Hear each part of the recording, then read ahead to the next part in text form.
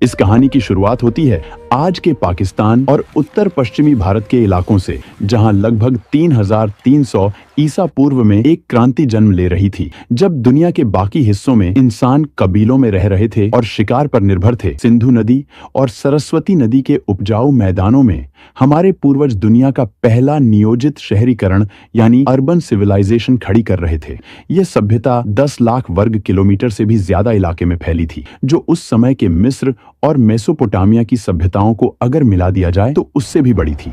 हड़प्पा और मोहनजोदड़ो जैसे शहर इस सभ्यता के मुकुट थे, लेकिन इन शहरों को खास बनाती थी उनकी प्लानिंग। अगर आप ड्रोन लेकर उस समय ऊपर उड़ते तो आपको नीचे एक विशाल शतरंज की बिसात बिछी हुई दिखाई देती। इसे ग्रिड सिस्टम कहा जाता है। सड़कें टेढ़ी मेढ़ी नहीं थीं, बल्कि एक दूसरे को 90 डिग्री के समकोण पर काटती थीं। मुख्य सड़कें उत्तर से दक्षिण की ओर जाती थीं, ताकि हवाएं जब चलें तो पूरा शहर अपने आप साफ हो जाए। ये इंजीनियरिंग का वो स्तर था जो आज भी दुनिया भर के आर्किटेक्ट्स को हैरान कर देता है। हड़प्पा के इंजीनियरों को ईंटों का जादूगर कहा जा सकता है। उन्होंने निर्माण के लिए एक ऐसा स्टैंडर्ड तय किया था जो पूरे साम्राज्य में लागू होता था, चाहे आप उत्तर में हो या दक्षिण में। हर जगह ईंटों का अनुपात बिल्कुल एक जैसा था। यह समानता इस बात का सबसे बड़ा सबूत है कि 5000 साल पहले भी एक मजबूत केंद्रीय प्रशासन था जो इन मानकों को सख्ती से लागू करता था। घरों की बनावट भी कमाल की थी। मुख्य सड़क पर होने वाले शोर और धूल से बचने के लिए घरों के दरवाजे मुख्य सड़क की बजाय पीछे की गलियों में खुलते थे। लगभग हर घर में एक आंगन था, रसोई थी और सबसे चौंकाने वाली बात, एक निजी स्नानागार और टॉयलेट था। दीवारें इतनी मोटी बनाई जाती थीं कि गर्मियों में भी घर के अंदर ठंडक बनी रहे। यह वास्तुकला की वो समझ थी जो बताती है कि वे आराम और विज्ञान दोनों को महत्व देते थे। मोहनजोदड़ो के खंडहरों के बीचों बीच एक संरचना ऐसी है जो आज भी हमें विस्मित करती है, द ग्रेट बाथ या विशाल स्नानागार। यह लगभग 39 फीट लंबा और 23 फीट चौड़ा है। फीट चौड़ा एक जलकुंड था। इसकी इंजीनियरिंग बेमिसाल है। पानी रिसकर बाहर न जाए, इसके लिए ईंटों को जमाने में जिप्सम के गारे का इस्तेमाल किया गया और उसके ऊपर बिटुमेन यानी प्राकृतिक तारकोल की एक मोटी परत चढ़ाई गई। यह दुनिया का सबसे पुराना वाटरप्रूफिंग का उदाहरण है। इतिहासकार मानते हैं कि यह सामाजिक या धार्मिक अनुष्ठानों के लिए इस्तेमाल होता था। लेकिन पानी की कहानी सिर्फ यहाँ तक सीमित नहीं थी। गुजरात के धोलावीरा शहर ने तो जल संरक्षण में कमाल ही कर दिया था। यह शहर रेगिस्तान के बीच में था, इसलिए वहां के इंजीनियरों ने बारिश के पानी को इकट्ठा करने के लिए विशाल जलाशय और बांध बनाए। उन्होंने चट्टानों को काटकर ऐसे चैनल बनाए जो नदी के पानी को शहर के बड़े टैंकों तक लाते थे। धोलावीरा का जल प्रबंधन सिस्टम आज भी आधुनिक हाइड्रो इंजीनियर्स के लिए एक केस स्टडी है। हड़प्पा की अर्थव्यवस्था की रीढ़ थी उनका व्यापार, और इस व्यापार का केंद्र था लोथल। गुजरात के तट पर स्थित लोथल में दुनिया का सबसे पुराना जात मानव निर्मित बंदरगाह मिला है। यहाँ ईंटों से बना एक विशाल बेसिन था जहाँ समुद्र से आने वाले जहाज लंगर डालते थे। यहाँ से हड़प्पा के जहाज तांबा, हाथी दांत, मनके और लकड़ी लेकर मेसोपोटामिया, आज का इराक, ओमान और बहरीन तक जाते थे। मेसोपोटामिया के प्राचीन लेखों में हड़प्पा को मेलुहा कहा गया है।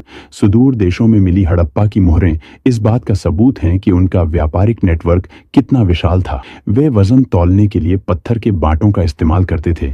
लेकिन इस सभ्यता का सबसे बड़ा रहस्य आज भी हमें चुनौती दे रहा है, उनकी लिपि। हड़प्पा के लोगों ने हजारों मोहरों पर, बर्तनों पर और तांबे की प्लेटों पर कुछ लिखा है। लगभग 400 से ज्यादा अलग अलग अक्षर मिले हैं। धोलावीरा में एक बड़ा साइन बोर्ड मिला है जिस पर 10 बड़े अक्षर लिखे हैं। शायद यह दुनिया का पहला बिलबोर्ड था, लेकिन 100 साल की कोशिशों के बाद भी हम इसे पढ़ नहीं पाए हैं। हम नहीं जानते कि वे कौन सी भाषा बोलते थे। जिस दिन यह लिपि डिकोड हो जाएगी, उस दिन इतिहास दोबारा लिखा जाएगा। धर्म की बात करें तो वे प्रकृति पूजक थे। सबसे दिलचस्प है पशुपति सील, जिसमें एक व्यक्ति योग मुद्रा में बैठा है और जानवरों से घिरा है। कई विद्वान इसे भगवान शिव का प्रारंभिक रूप मानते हैं। स्वास्तिक का चिन्ह, पीपल की पूजा और मांग में सिंदूर, ये सब हमें विरासत में वहीं से मिले हैं। इतनी महान, इतनी विकसित सभ्यता जो लगभग 1000 सालों तक शान से खड़ी रही, आखिर उसका अंत कैसे हुआ? 1900 ईसा पूर्व के आसपास शहरों में गिरावट आने लगी, नालियां जाम होने लगी और व्यापार ठप पड़ गया। पहले माना जाता था कि आर्यों ने हमला किया, लेकिन अब विज्ञान ने इसे नकार दिया है। असली कातिल था जलवायु परिवर्तन। सैटेलाइट इमेजरी बताती है कि उस समय सरस्वती नदी, जिसके किनारे सैकड़ों बस्तियां थीं, वह सूखने लगी क्योंकि टेक्टोनिक टेक्टोनिक हलचल ने उसके पानी को यमुना की तरफ मोड़ दिया। दूसरी तरफ सिंधु नदी ने अपना रास्ता बदल लिया, जिससे भयंकर बाढ़ आई। मानसून कमजोर पड़ गया और सूखा पड़ने लगा।